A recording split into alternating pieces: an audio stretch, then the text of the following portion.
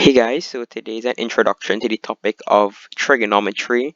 Trigonometry is a very broad topic and it encompasses a lot of parts, okay? So for the videos on trigonometry, I'll break them up into different parts because there's a lot of material to cover, okay? So let's jump right into this. So we have a triangle with sides A, B, and C, okay?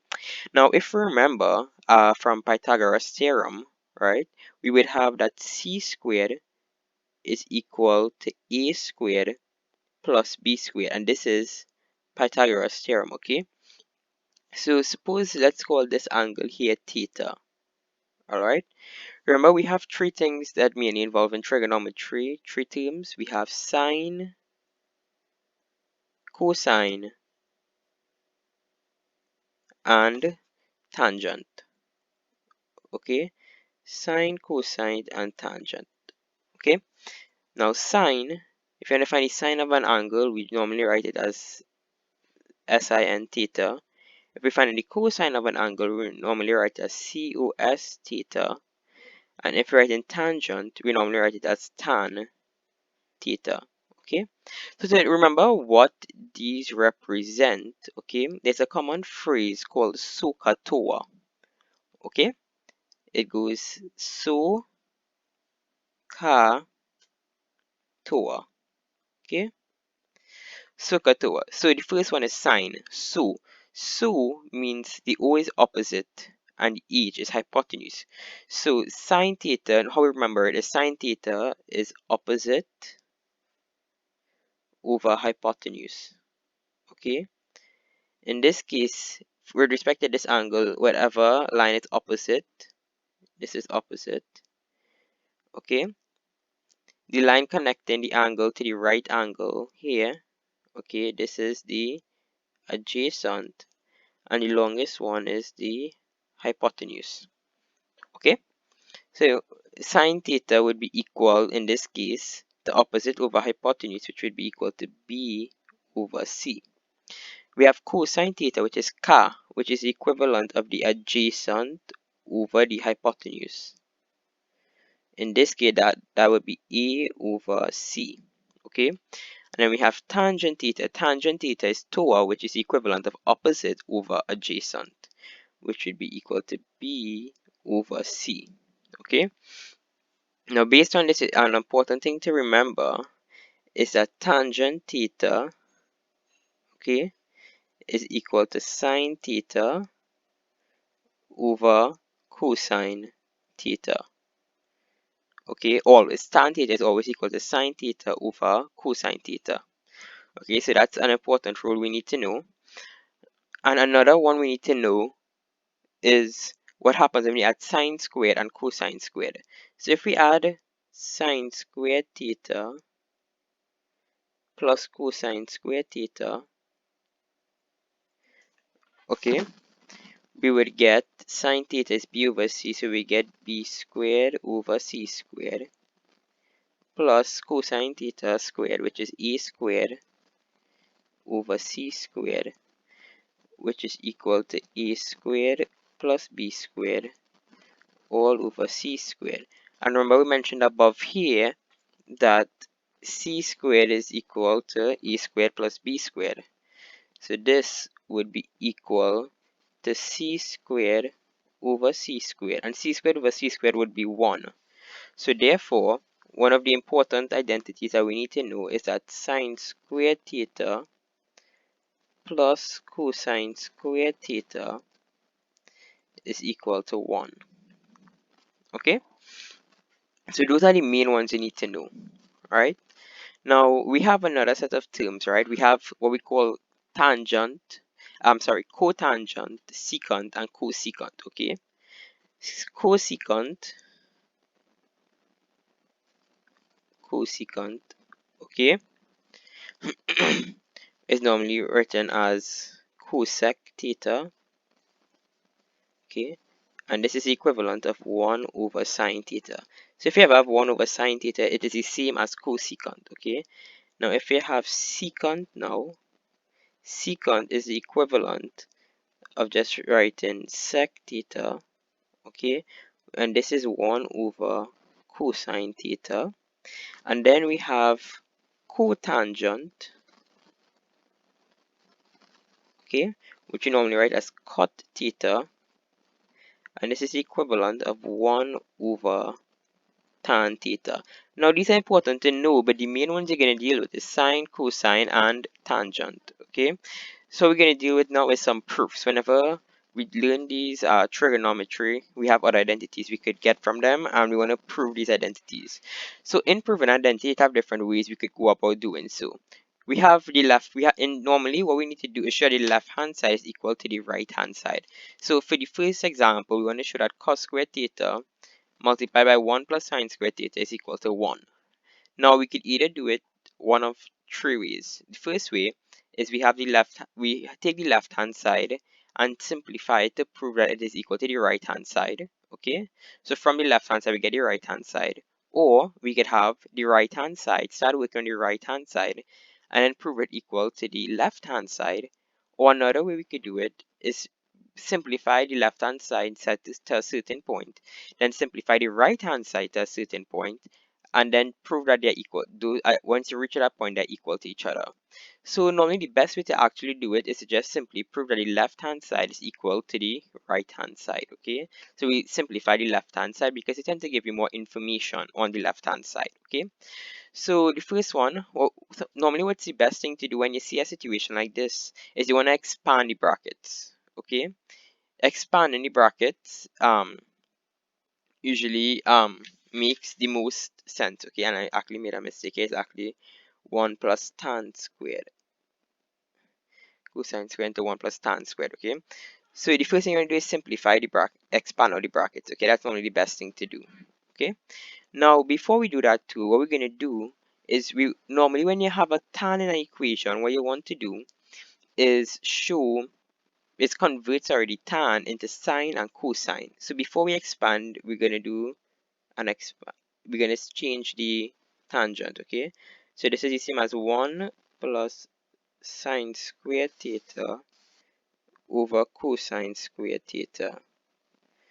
Okay, that's what we get. Now the next thing we want to do here now, after we convert the converting tan is only one of the first things you want to do into sine over cosine. Now we're going to expand the brackets. Okay, and this is the same as if we expand the brackets, we'll have cosine squared theta plus, notice that this cosine squared here would cancel out with this cosine squared here, so we just plus sine squared theta, and then we have the identity above. Remember, we just solved for an identity involving cos squared and sine squared, and we know that whenever we add cos squared theta to sine squared theta, we get 1. Okay, so that's this proof. So let's go on to the other proof now. In this one here now, we have 3 sine squared theta plus 4 cos squared theta is equal to 3 plus 4 cos squared theta. Notice that if you're working with theta, always use theta. If you're working with x, always use x, okay? So in this case, what we're going to do is, notice we have a plus cosine squared theta. So we could actually have 3 sine squared theta plus 3 cosine squared theta plus cosine squared theta. Okay, that's the first step. Next step now, so we have the plus cosine squared theta. Now we need to prove here now that this here is equal to 3. So let's factor out the 3 here. We get 3 into sine squared theta plus cosine squared theta, okay, plus cos squared theta. Again, remember we learned that sine squared theta plus cosine squared theta is 1. So therefore be 3 plus cosine squared theta. Okay, and that's the proof for that one. Okay, normally after you prove it, also I forgot to mention, you normally write QED. Okay, or you normally draw a box. Okay, to say that you solve it. Okay, QED. Okay, so that's that one. Okay, again, look at the left hand side and look at the right hand side and see how you can try to match them up. Okay, So in this case now, notice that we have two separate terms here and we only have one term here. So when we're in a case like that, the best thing to do is to try to combine the left-hand side into one term, okay? So basically we're gonna, if you remember fractions from primary school, that's what we're gonna do now. So what it'll be, we'll have 1 minus sine x into 1 minus sine x plus cosine x multiplied by cosine x all over cosine x into 1 minus sine x, okay? Now in a situation like this now, what we're going to do is to expand the brackets on the top, okay? Because it's a lot. But what we're going to do is going to leave the denominator alone. What we're going to do is let's expand the top first and then see what that gives us and see how we could simplify after that, okay? So, continuing, what we get is 1. When we expand the top, we get minus 2 sine x plus sine squared x plus cosine squared x all over cosine x multiplied by 1 minus sine x, okay? Now we have this, okay? And remember, whenever we see sine squared and cosine squared, we always know to always convert it to 1. So it'll be 1, okay? 1 minus 2 sine x plus 1, okay? All over cosine x into 1 minus sine x, okay? And again, simplifying, 2 minus 2 sine x over cosine x into 1 minus sine x, okay? So what we're going to do now, look at what we're trying to get it to equal to 2 over cosine x, okay? So we need to get rid of this 1 minus sine x. So what we could actually do is if we factor out 2 from the top, we'll get 2 into 1 minus sine x all over cosine x into 1 minus sine x. And then the 1 minus sine x will cancel off and you'll get 2 over cosine x. And you prove it, okay? That's how you do this one. So again, if you have different, look at your left hand side and try to get it somewhat close to your right hand side, okay? If you have two separate fractions, you're going to probably combine them into one, okay? So now, this is question 4, and this is the last question now.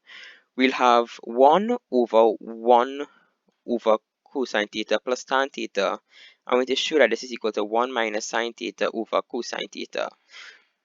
So notice that we have a lot more information on the left hand side, so it's better to start off with the left hand side, okay? So again, remember, one of the first things you want to do is convert tan theta into sine theta over cosine theta. So this is 1 over cosine theta plus sine theta over cosine theta, okay? And that would be equal to 1 over 1 plus sine theta over cosine theta, okay? Which is also equal now. This would give you cosine theta, once you flip the fraction, over 1 plus sine theta, okay? Now, look at this here now. Look what we want to prove it equal to.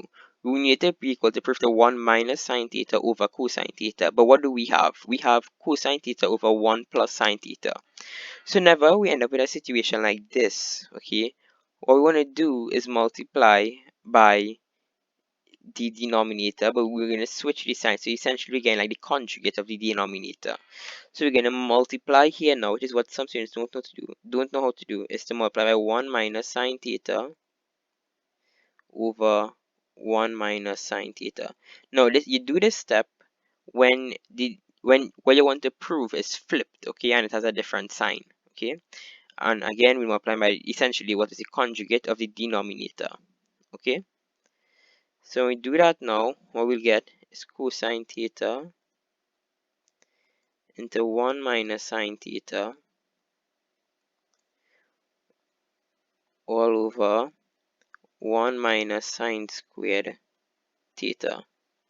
Now remember what we had before. We said that sine squared theta plus cosine squared theta is equal to 1. What this also means, this implies also that cosine squared theta would be equal to 1 minus sine squared theta, and that sine squared theta would be equal to 1 minus cosine squared theta. Okay, this is an important derivation that we need to know. Okay, this is very important because you'll encounter a lot of situations where you need to convert from this form into this. Okay, and notice we end up with 1 minus sine squared theta, and from this we prove that 1 minus sine squared theta is actually cosine squared theta. So we end up with cosine theta into 1 minus sine theta all over cosine squared theta. And again, simplify this, we'll get 1 minus sine theta all over cosine theta, which is what they wanted us to prove in the beginning. Q, E, D. Okay, and that was it for this introduction video on trigonometry. Again, remember the important one: sine, cosine, tangent. Remember, tangent is also sine theta over cosine theta. Remember the identity sine squared theta plus cosine squared theta is equal to 1. This is one of the most important identities because it always comes up in questions one way or the other. Okay, from this identity, also remember that cosine squared theta is also equal to 1 minus sine squared theta, and sine squared theta is equal to 1 minus cosine squared theta. You need to be able to juggle between the two. Okay, and that was it for this video on the introduction to the topic of trigonometry. I hope you all learned something and look forward to the next video on trigonometry. Thank you.